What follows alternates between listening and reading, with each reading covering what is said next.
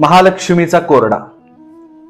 हे बघा, आखाड महिन्यामध्ये आपण पोतराजांच्या हातामध्ये किंवा जे देवीचे साधक आहेत, जे लक्ष्मी आईचे साधक आहेत, त्यांच्या हातात हा कोरडा दिसतो. याला आसूड पण म्हटलं जातं. याचा एक आकार बघा, एका सापासारखा असतो, एक वेगळा असतो. आणि याच्यामध्ये जे असतं, आतापर्यंत म्हणजे बऱ्याचशा जणांना माहित नसेल, वर्णन करतो.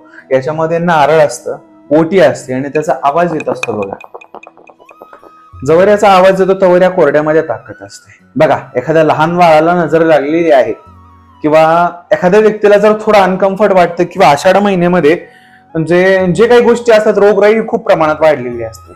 मग एखाद्या ठिकाणाहून जर देवीची यात्रा चालू असेल ना, तर अशा प्रकारे कोरडा त्या बालकावरून उतरवला जातो.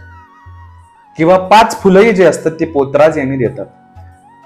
यांनी जे आपला अंगविकार, अशा बऱ्याचशा ज्या गोष्टी आहेत, करणी बाधा म्हणा, वेगवेगळ्या गोष्टी म्हणा, या आसुडामध्ये काढण्याची ताकद असते. म्हणून एखादा पोतराज एखाद्या सेविकेर देवीचा तिथून जात असेल, त्याची चेष्टा कुचेष्टा न करता सन्मानाने हे कोरडा जो आहे तो उतरवून घ्यायचा आहे. आपल्या भारताची ही परंपरा आहे, आपल्या अवघ्या महाराष्ट्राची ही परंपरा आहे. आपला हिंदू सनातन धर्म खूप मोठा आहे. ही गोष्ट आपल्याला जपायची बघा.